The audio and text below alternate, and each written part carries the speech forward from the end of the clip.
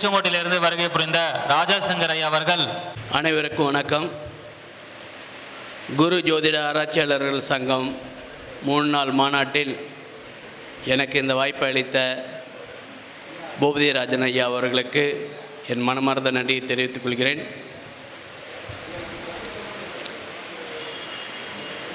எனக்கு பார்த்திங்கன்னா திடுதிப்புன்னு தான் வாய்ப்பு கொடுத்தாங்க. அதனால் எதுவும் ப்ரிப்பேராக வரல.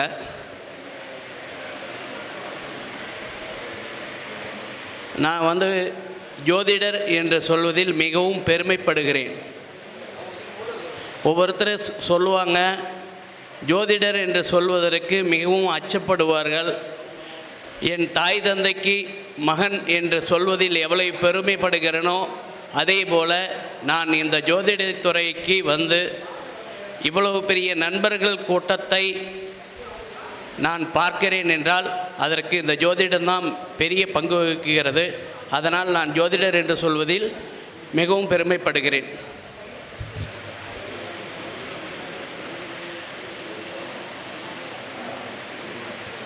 ஐயா, எத்தனை பேர் விவசாயத்தை மதிக்கிறீங்க? மறுபடியும் கேட்கும்போது மறுபடியும் கை தூக்கணும். விவசாயத்தை மதிக்கிறீங்க எல்லாருமே. விவசாயத்தை மதிக்கிறீங்க. முக்கியமாக நீங்கள் இன்னும் நிறைய பேர்த்துக்கு போய் சொல்லணும். என்ன அப்படின்னா, நமக்கு உணவு கொடுக்கக்கூடியது பூரா மண்ணு தான். சரிங்களா? எந்த ஒரு ஃபங்க்ஷனுக்கு போனாலும் இப்போ நாம் செப்பல் கழட்டி விடுற பழக்கம் இல்லை. முதல்லாம் வெளியில் கழட்டி விட்டு வருவோம். இதை இந்த மீட்டிங்கில் வெளியில் கழட்டி விட சொல்லியிருக்கிறாங்க. பரவாயில்ல, சந்தோஷம். சாப்பிடும் போது எத்தனை பேர் செப்பல் கழட்டி விட்டு சாப்பிட்றீங்க? ரொம்ப ரொம்ப சந்தோஷப்படுறேன். நான் பெரிய ஒரு கும்பாபிஷேகத்துக்கு போயிருந்தேன். அது எங்கள் குலதெய்வத்தோட கும்பாபிஷேகம்தான். கும்பாபிஷேகத்துக்கு போய் தீர்த்தம் வாங்கிறது ரொம்ப பெரிய கஷ்டமாக இருந்தது. அடித்து பிடிச்சி தீர்த்தம் வாங்கிட்டு வந்தோம். இங்கே சாப்பிடும் போது பார்த்திங்கன்னா ஒருத்தர் கூட செப்பல் கழட்டி விட்டு சாப்பிடல. அப்போ கும்பாபிஷேகத்துக்கு போன புண்ணியம் கிடைக்குமா? அதனால் ஹோட்டலில் போனாலும் சரி, எந்த ஒரு ஃபங்க்ஷனுக்கு போனாலும் சரி, செப்பல் கழட்டி விட்டு சாப்பிட்ற பழக்கத்தை உண்டு பண்ணுங்க. இதுவே உங்களுக்கு மிகப்பெரிய தோஷத்தை கழிக்கும். சரிங்க ஐயா. ஒருத்தர் எல்லாருமே சொல்லுவாங்க, நான் அந்த ஜோசியர்கிட்ட பார்த்தேங்க, என்னை வீடு மாற்ற சொல்கிறாங்க, வீடு மாற்றினா எனக்கு நல்லா இருக்குன்னு சொல்கிறாங்க அப்படின்னு. வீடு மாற்றினா நல்லா ஆகிடுங்களா? சந்திரன்னா மாற்றம், சந்திரன்னா இடமாற்றம், சந்திரன்னா ஏமாற்றம். சந்திர திசையிலையோ சந்திர புத்தியிலையோ ஒருத்தர் வீடு மாற்ற சொல்லுவாங்க. இல்லை 4ஆம் அதிபதியோட திசையோ 4ஆம் அதிபதியோட புத்தி நடக்கும் போதோ வீடு மாற்ற சொல்லுவாங்க. அப்போ இந்த மாற்றங்கள் செய்தால் சரியாயிடும் அப்படின்னு சொல்லுவாங்க. இதுக்கு எங்கள் ஐயா காலையிலேயே ஏகப்பட்ட ரூல் கொடுத்துட்டு போயிருப்பாருன்னு நினைக்கிறேன். எனக்கு தெரிஞ்ச குருமார்கள் சொல்லி கொடுத்த சில விஷயங்களை இங்கே சொல்கிறேன். வீடு மாற்றம் பண்ணும்போது என்ன அப்படின்னு பார்த்தீங்கன்னா, வீட்டில் ஒரு வீடு மாற்றம் பண்ணுறோம் அப்படின்னா முதல்ல என்னென்ன பொருள் கொண்டு போய் வைக்கிறோம்? அரிசி, பருப்பு, உப்பு, மிளகாய், தண்ணி, சர்க்கரை, புளி, இதெல்லாம் கொண்டு போய் வைக்கிறோம் இல்லைங்களா? இந்த பொருளை மாற்றம் பண்ணுவீங்க. ஐயா, இந்த சைடு இருக்கிறத எடுத்து அந்த சைடு வைங்க, அந்த சைடு இருக்கிறத எடுத்து இந்த பக்கம் மாற்றம் பண்ணுவீங்க. புரியுதா இல்லைங்களா? புரியல. அப்போ என்னன்னா, சமையல் கட்டு அக்னி மூலையில் இருக்குது. அப்போ உப்பு, மிளகாய், சர்க்கரை, அரிசி, பருப்பு இதெல்லாம் நாம் பழைய வீட்டில் வச்சுருப்போம் இல்லையா? வீடு மாற்ற முடியாத சூழ்நிலைக்கு நான் சொல்லக்கூடிய பரிகாரம் இது. அதே வீட்டில் தான் நாம் இருக்கணும்.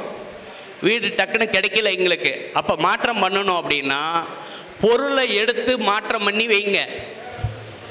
ஆமாம், புரியுதுங்களா?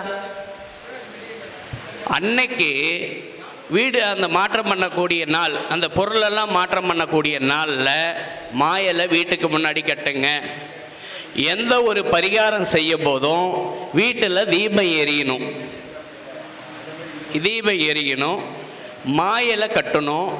வீட்டில் அழுக்கு துணி இருக்கக்கூடாது, அட்டூரை இருக்கக்கூடாது, மூல முடுக்கில் குப்பை இருக்கக்கூடாது. அதுதான் சரியாகும். சரிங்களா? இப்போ வீடு மாற்றத்துக்குரிய வேலை இதுதான். அன்றைக்கி மாற்றம் பண்ணால் என்ன பண்ணணும்னா, அன்னைக்கு எல்லோரும் இலை போட்டு சாப்பிடுங்க. வீட்டில் எத்தனை பேர் இருக்கிறீங்களோ அத்தனை பேர் இலை போட்டு சாப்பிட்டிங்கன்னா இந்த வீடு மாற்றத்துக்குரிய பரிகாரம் சரியாக போயிடும். சரிங்களாங்கய்யா? சரி, கண் திருஷ்டி இருக்குது. ஒரு ஜாதகத்தை பார்த்தோன்னா கண் திருஷ்டி இருக்குது. இது எத்தனை பேர் பார்க்குறீங்கன்னு எனக்கு தெரியாது. லக்கணத்தில் சூரியன், குரு, சுக்கிரன் இருக்கிறவங்களுக்கு கண் திருஷ்டி இருக்குதுன்னு சொல்லுவாங்க. அதே போல் சந்திரனுக்கும் எடுத்துக்கலாம். சந்திரனோட குரு, சூரியன், சுக்கிரன் இருக்கிறவங்களுக்கு கண் திருஷ்டி இருக்குது அப்படிம்பாங்க. இப்போ இந்த கண் திருஷ்டியை போக்கணும் அப்படின்னு சொல்லி பார்த்தீங்கன்னா, கண்ணுள்ள தேங்காய் சபரிமலைக்கு போகும்போது பார்த்தீங்கன்னா 3 கண்ணில் ஒரு கண் ஓட்டை போட்டு அதில் நெய் ஊற்றி சபரிமலைக்கு கொண்டு போவாங்க. அதே போல் ஒரு கண்ணை ஓட்டை போட்டு அதில் உப்பு, மிளகு, எள்ளு, கருப்பு எள்ளு, அது தண்ணி கொஞ்சம் 1/2 டம்ளர் எடுத்து வச்சுக்கிட்டு அப்புறமேல அதெல்லாம் போட்டு ஒரு அடைச்சிட்டு அது மேலே கற்பூரம் வைக்கிறதுக்கு முன்னாடி அவங்க தலையை 3 சுற்று சுற்றிடணும். சுற்றிட்டு மறுபடியும் கற்பூரம் பருத்தி 3 சுற்று சுற்றிட்டு இடமே இருந்து வளம், வளம் இருந்து இடம், இதுமாரி சுற்றிட்டு கொண்டு போய் 3 தடம் சேரக்கூடிய முக்குடி தடம்னு சொல்லுவாங்க இல்லையா, அந்த தடத்தில் கொண்டு போய் உடைச்சிருங்க. எவ்வளவு பெரிய கண் திருஷ்டி இருந்தாலும் போயிடும். தேங்காயை ஓட்டை போட்டு இதெல்லாம் செய்ய முடியுமா அப்படின்னு கேட்கலாம். அதோட சிம்பிளாக ஒரு பரிகாரம் சொல்கிறேன், கேட்டுக்கோங்க.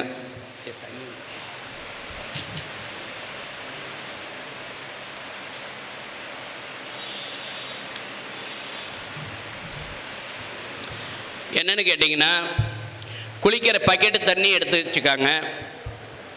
1/2 சிட்டிக்கு மஞ்சள் தூள், 3 கல் உப்பு, 3 கிலோ அருகம்பில்லு, 3 வேப்ப இலை, மாட்டுக்கோமியம் 1/2 மூடி, இதெல்லாம் 5 பொருளும் ஒன்றா சேர்த்து ஊற்றி வச்சுருங்க. பக்கெட்டில் ஒரு பக்கெட்டு தண்ணியில் இதெல்லாம் போட்டுடணும். ஒரு 10 நிமிஷம் 1/4 மணி நேரம் கழிச்சுட்டு நீங்கள் குளிங்க. எவ்வளவு பெரிய உங்களுக்கு டயர்டாக இருந்தாலும் கண் திருஷ்டி இருந்தாலும் இதெல்லாம் சரியாக போயிடும். மஞ்சத்தூள், கல்லுப்பு, அருகம்பில், வேப்ப இலை, மாட்டுக்கோமியம்,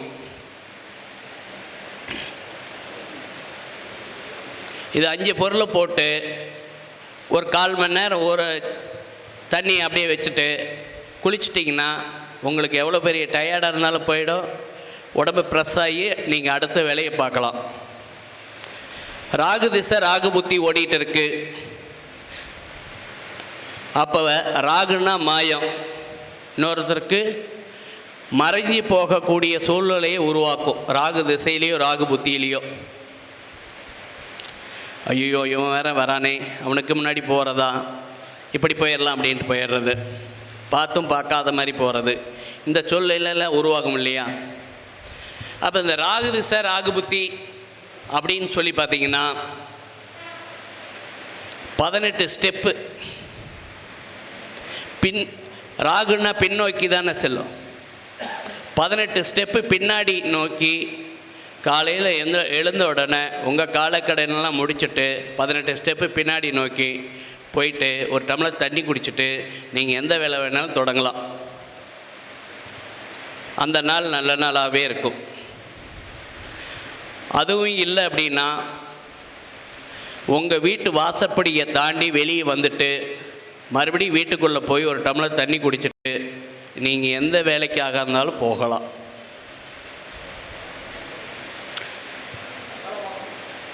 ஆமாம், தலைவாசல். அதே போல் பார்த்திங்கன்னா 3ஆம் பாவங்கிறது மணிக்கட்டு. ஒவ்வொருத்தருக்கு ஞாபகார்த்தமாக கயிறு கட்டி இருக்கிறம்பாங்க, ரொம்ப நாளாக கயிறு கட்டிகிட்டு இருப்பாங்க. கயிறு ஒரு 3 மாதத்துக்கு மேலே கட்டக்கூடாது.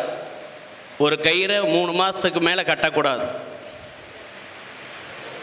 நீங்கள் எதை கட்டினாலும் 3 மாதத்தில் எந்த கோயிலில் கட்டினாலும் சரி 3 மாதத்தில் அவுத்துட்டு அடுத்த கயிறு கட்டுங்க.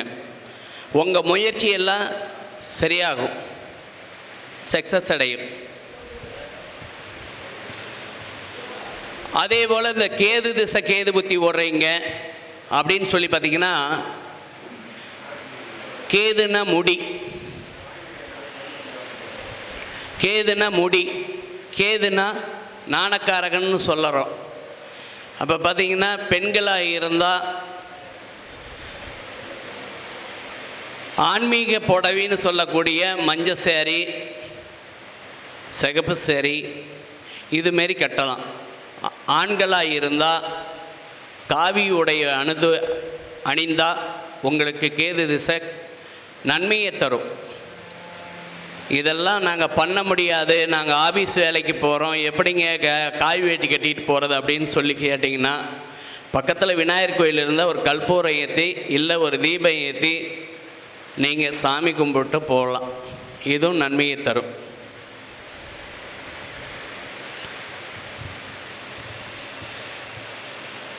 சரிங்க, நம்ம பேசுகிறதுக்கு அதிகமாக இருக்கிறாங்க.